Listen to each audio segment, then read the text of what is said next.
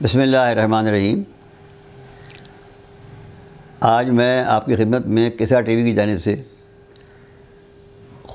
تفسیر موضوعی یعنی قرآن مجید کے موضوعات کے مطابق تفسیر پیش کروں گا۔ پہلا موضوع ہے اثبات و وجود و معرفت خدا۔ اثبات و وجود معرفت خدا یعنی اللہ کا ہونا ثابت کرنا اور اس کی معرفت کہ وہ کیسا ہے۔ اس سلسلے میں سورہ بقرہ کی 2 آیتیں آپ کے خدمت میں پیش کرتا ہوں۔ خدا تعالیٰ فرماتا ہے قرآن مجید میں، آخر تم کس طرح اللہ کے وجود کا انکار کرتے ہو جبکہ تم بالکل بے جان تھے۔ اس نے تمہیں زندہ کیا، پھر وہی تم کو مار ڈالے گا، پھر وہی تمہیں دوبارہ زندہ کرے گا، پھر اسی کی طرف تم کو پلٹ کر جانا بھی ہے۔ وہی خدا تو ہے جس نے تمہارے فائدے کے لیے زمین کی تمام چیزیں پیدا کی، پھر اس نے اوپر کی طرف توجہ کی تو 7 آسمان ٹھیک طرح سے بنا دیے، غرض وہ ہر چیز کا خوب اچھی طرح سے جاننے والا ہے۔ سورہ بقرہ۔ تفسیر مختصر۔ جو لوگ خدا کو نہیں مانتے اس کی ایک بہت بڑی وجہ یہ ہوتی ہے کہ وہ خود اپنے وجود اور اپنی تخلیق ہی پر غور نہیں کرتے، اپنے اوپر غور نہیں کرتے۔ ہر شخص کا دل خود گواہی دیتا ہے کہ اس نے خود کو خود نہیں پیدا کیا، جبکہ ہمارا وجود نہایت پیچیدہ، بہت نازک، دقیق، باریک حقیقتوں پر مشتمل ہے۔ ایسے قوانین اور اعضاء ہمارے اندر کام کر رہے ہیں کہ ان کے سمجھنے کے لیے بے پناہ علم اور بے پناہ تجربہ درکار ہے۔ جب ہمارے وجود اور جسم کی اصلاح کے لیے اس قدر علم چاہیے، اتنا تجربہ چاہیے، تو اس جسم کو بنانے کے لیے کتنا علم چاہیے؟ اب یہ سمجھ لینا کہ ہم جیسی سوچتی سمجھتی، جیتی جاگتی، محسوس کرتی مخلوق ایک اندھی بہری، گونگی، بے عقل، بے حس فطرت نے از خود پیدا کر دیا ہے۔ تو یہ عقل دشمنی کے سوا اور کیا ہو سکتا ہے؟ اقبال نے کہا، تیری نگاہ میں ثابت نہیں خدا کا وجود، تیری نگاہ میں ثابت نہیں خدا کا وجود، میری نگاہ میں ثابت نہیں وجود تیرا۔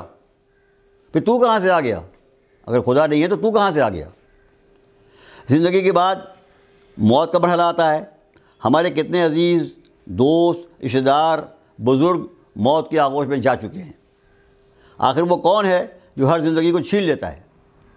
اگر انہوں نے اپنی زندگی کو خود پیدا کیا ہوتا تو ان کی زندگی ہمیشہ انہی کے قبضے میں ہوتی۔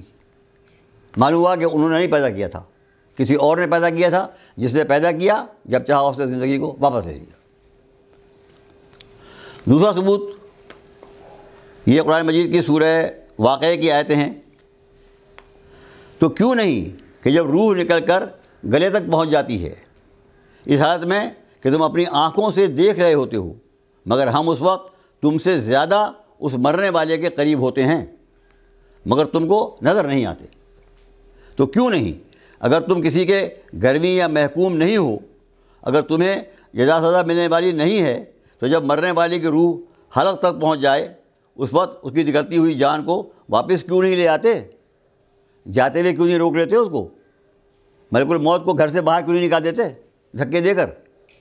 اگر تم سچے ہو، اگر وہ مرنے والا خدا کے مقربین میں سے ہوتا ہے تو اس کے لیے راحت ہی راحت ہے، آرام ہی آرام ہے، عمدہ سے عمدہ رزق ہے، نعمتوں سے بھری جنت کے سرسبز و شاداب گھریں باغات ہیں۔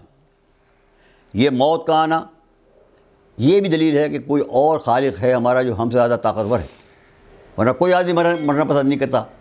اگر ہم طاقتور ہوتے تو ملک الموت کو ڈانٹ کے نکال دیتے باہر۔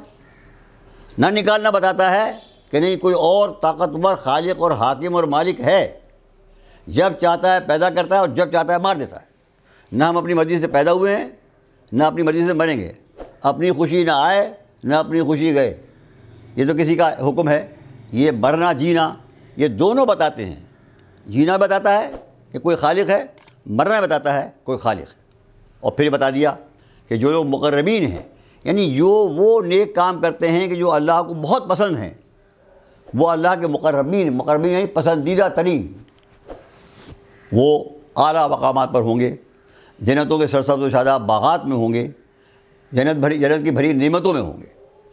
تو ہمیں اس سے یہ سبق ملتا ہے کہ ہم کو دنیا میں نیکیوں میں آگے بڑھنا چاہیے.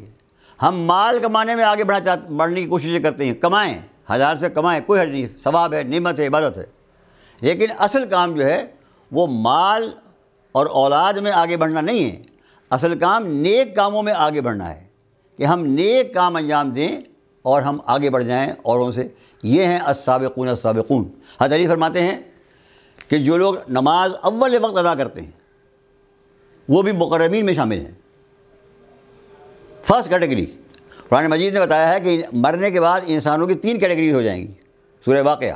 پہلے ہیں المقربین, السابقون السابقون, اولئک المقربون, جو نیکیوں میں دوسروں سے آگے بڑھ جانے والے, وہ اللہ کے مقرب بندے ہوں گے.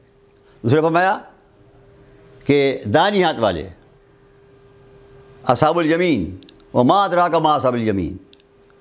تو کیا سمجھے کہ اصحاب یمین کیا ہیں؟ جن کو دانے ہاتھ میں نیک اعمال دیا جائے گا, وہ کامیاب لوگ ہیں. یہ وہ لوگ ہوں گے جن کی نیکیوں کا پلہ بھاری ہوگا اور برائیوں کا پلہ ہلکا ہوگا. یہ دانے ہاتھ میں ان کو نامہ اعمال دیا جائے گا, یہ جنت میں جائیں گے. یہ بھی کامیاب لوگ ہیں. سلام اللہ اصحاب الیمین, اللہ خود ان کو سلام کرے گا. اس سے بڑی نعمت کیا ہو سکتی ہے, عزت کیا ہو سکتی ہے. اس کے بعد فرمایا تیسرا گروہ وہ ہوگا جو بائیں ہاتھ والا ہوگا. یہ کون لوگ ہوں گے؟ یہ وہ ہوں گے کہ یا تو انہوں نے اچھے اعمال کیے ہی نہیں تھے, یا اگر کیے تھے تو بہت کم کیے تھے, ان کی برائیاں بہت زیادہ بھاری ہیں پلے میں. تو قرآن نے فرمایا کہ من خفت موازینہ, جن کی نیکیوں کا پلہ ہلکا پڑے گا, فأمہ ہاویہ, اس کا ٹھکانہ جہنم ہوگا. وما ادراک ما ہے, اور تم کیا جانے کہ وہ ہاویہ کیا ہے؟ نارٌ حامیہ, وہ دہکتی ہوئی اور بھڑکتی ہوئی آگ ہے. لہذا یہ بات معلوم ہو گئی کہ زندگی اس نے عطا فرمائی ہے, موت بھی اس کی عطا ہے, اسی سے ہمیں پیدا کیا ہے, اسی کے پاس ہم کو مر کے جانا ہے, اور ہمیں اس کے سامنے اپنے اعمال پیش کرنے ہیں. وہاں نہ ہمارا مال کام آئے گا, نہ ہماری اولاد کام آئے گی, نہ ہمارا کاروبار کام آئے گا. وہاں صرف ایک ہی چیز کام آئے گی, اور وہ ہے نیک اعمال. اسی کو کمانے کے لیے ہم کو دنیا میں بھیجا ہے. جیسے دنیا میں مال ہے, حضرت امام حسن علیہ السلام فرماتے ہیں الدنیا بالمال, دنیا چلتی ہے مال سے, والآخرت بالاعمال, اور آخرت جو چلتی ہے اعمال سے چلتی ہے. وہاں کا مال اعمال ہیں, جتنے اچھے اعمال ہم یہاں انجام دیں گے اتنا ہی وہاں ہمارا جو ہے کام بہتر کامیابی کے ساتھ ہوگا. وآخر دعوانا ان الحمد للہ رب العالمین.